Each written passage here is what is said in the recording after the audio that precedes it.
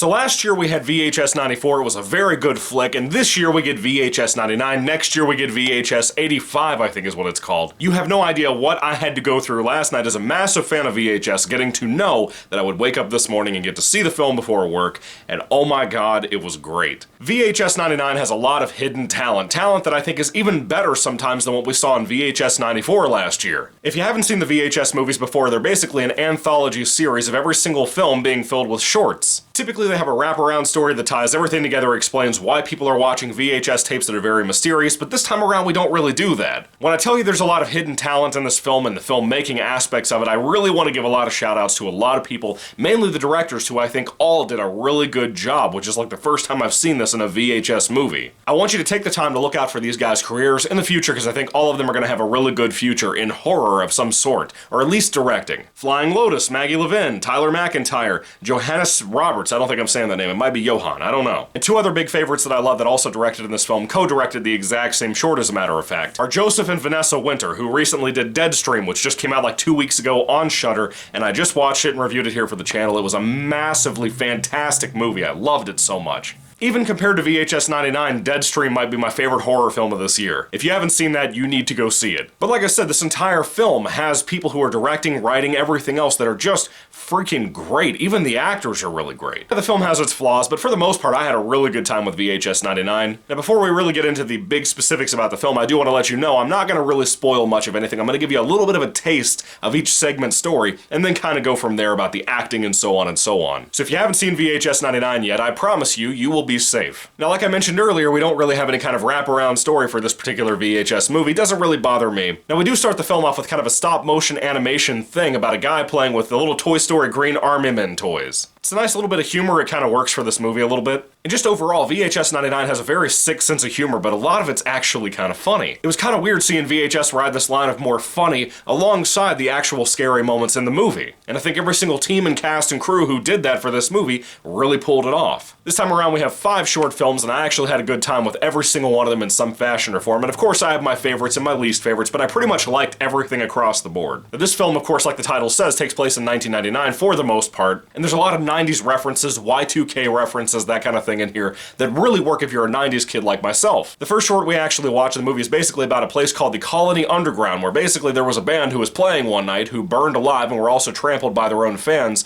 after they got off stage when they tried to escape from the fire. There's a group of kids in a punk band type of thing who go down to this place, the Colony Underground or whatever, and decide they're going to go down to this stage in the Colony Underground and actually play on that stage. And they have no clue what they're getting into. This was a gory, weird short that really kicked this film off in the weirdest way and in the best way, I think. There's kind of an urban legend feel, which I love, for pretty much all of these short films in this particular movie, and in this particular one it really encapsulates that, even more so than some of the later ones. In the next short after that, we basically have a young girl who wants to be part of a sorority, and she does this thing where she does a suicide bid. And that basically means she just wants to fill out for just that particular sorority. Apparently the girls in the sorority are very flattered by that. They decide that they're going to basically make her do this dare of this urban legend that happened to them. Apparently many years ago there was a girl who tried to join the sorority by having to stay in a coffin all night long, and she vanished and nobody ever knew what happened to her. For this main character girl to join the sorority, she has to actually do the exact same dare. And as you can guess, it goes horribly wrong. Now this short actually has this young lady holding a camcorder down there so she has some light in this coffin. And this short does such a great job of having you feel like you're trapped while you're down there. This short story is genuinely scary in my opinion. I think it's a really solid one. Now this next story shocked the shit out of me. Do you remember back in the 1990s and the early 2000s when Nickelodeon had these like game shows for kids? You know, like Slime Time, things like that. Stephen Ogg from GTA 5, who played Trevor, is actually in this playing a game host for this Nickelodeon-style show. And if a kid happens to win this game show, they get one wish granted to them. A young girl on this show actually breaks her leg, and it's pretty horrific, and we skip to years later when Stephen Ogg is actually being captured by the same family. Stephen Ogg is so freaking good in here. He gives one of 2 of the best performances in this entire movie. He has a very Jim Carrey, Ace Ventura feel to his character. For me, I'm with this short about 90% of the time, but the ending is a little weird for me. I wouldn't say it ruins the short, but it really doesn't land the way I think it should. Now throughout this film, like I said, we actually have little stop-motion short animations using those little green Toy Story Army Men. All of those shorts are tied to a story about a group of teenage kids who are skateboarders and whatever, who are obsessed with this young hot lady who moved in across the street from them. They're constantly watching this woman outside of the windows and whatever, and it is absolutely hilarious as it goes along. And the teenage kids here, between the writing and their acting itself, I think they really were fun to watch sometimes, even if they were scummy characters. As much as I like most of this short, I think the ending really kind of fails here too. And I have to say, this is probably my least favorite short of VHS 99, but it's still mostly good. And then here we are at my favorite short of the entire movie, probably my favorite film that I was looking forward to in this movie. Again, these two are very talented as comedians, as writers, as directors, as composers, all of those things these people can pull off. To Hell and Back, it's called, by Joseph Winter and Vanessa Winter. Two best friends are basically filming a cult ritual to summon a demon into the body of somebody else. And some kind of demonic entity shows up and grabs both of them and pulls them into hell. And Joseph Winter and this best friend of his actually have their camcorders when they were dragged into hell, so they're walking around filming hell until they realize, hey, it's hell. The landscape for hell is actually really cool here. I love the red lightning. I love like the flakes of dust that are coming towards the camera sometimes, like there's a big wind going on consistently. And they meet this one other person who may or may not be some kind of demonic person or some kind of tortured soul named Mabel. This character, Mabel, is played by a young lady named Melanie Stone, who was also in Deadstream, one of the lead actresses there. Now, she was good in Deadstream, but here, she is amazing. This is a very comedic short. I really like the humor here. I think Joseph Winter and Vanessa Winter really hit that in the script and in the directing style. I really love watching the two best friends' camaraderie. I think they're both really funny. And getting to see Joseph Winter constantly scream like a girl is always fun. It was fun in Deadstream, it's fun here. I just love this guy. He's like a modern day Ryan Reynolds, even though Ryan Reynolds still exists. Everybody involved in this short have talent, and I can't wait to see what they're going to do in the future after this movie. I've seen two projects from Joseph and Vanessa Winter, and I can already tell you I'm a massive fan of theirs. People will talk forever about Scott Derrickson and David Bruckner, and I love both of those guys, but man, the Winter folks,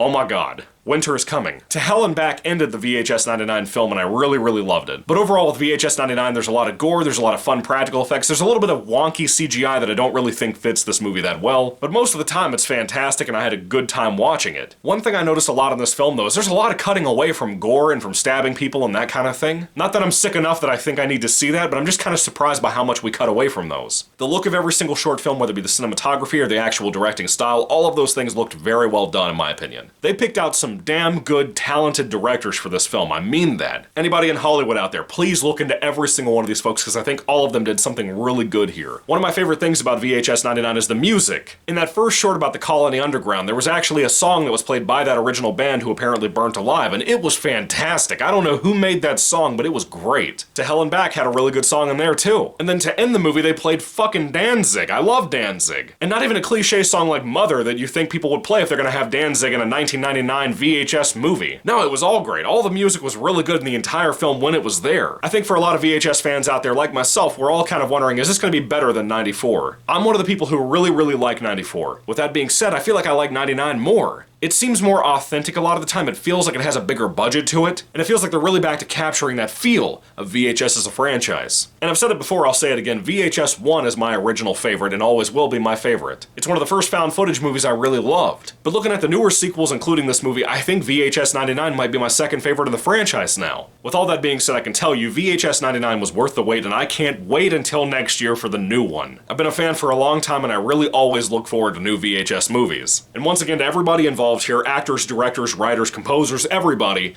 great freaking job. If I had to rate VHS 99 on a 5-star basis, I would probably give this about a 4 out of 5 stars. I hope you can tell, I had a blast with this film. Yeah, it might have some narrative flaws, but for the most part, the filmmaking and everything else, I had a great time. So have you seen it? What do you think about it? Put your thoughts and comments down in the comment section down below. I would love to hear what you guys have to say out there about VHS 99. Do you love it? Do you hate it? What's your favorite segment in this movie? With that being said, what's your favorite segment of the entire franchise? Thank you guys so much for watching. God bless you all. Happy Halloween, and goodbye.